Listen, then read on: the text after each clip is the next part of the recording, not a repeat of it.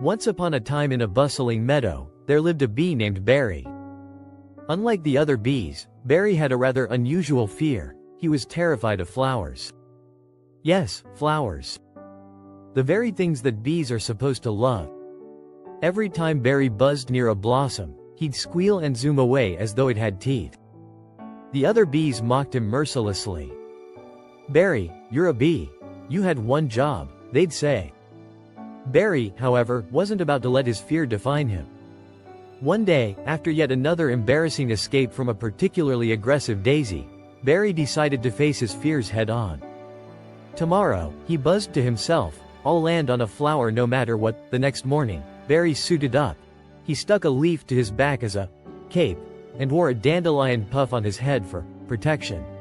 He buzzed over to the scariest flower he could find. A sunflower that looked like it had just downed 3 espressos. Barry hovered, his little wings trembling.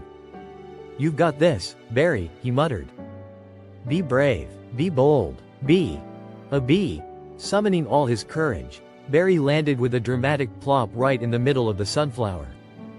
And nothing happened. The flower didn't attack. It didn't roar. Instead, it swayed gently in the breeze. Barry realized something incredible.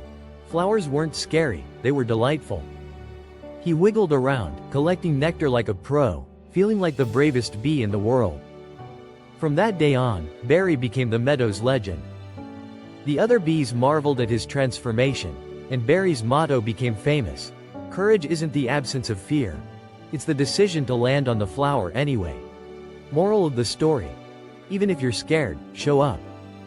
Who knows? The thing you're avoiding might just turn out to be sweet nectar after all.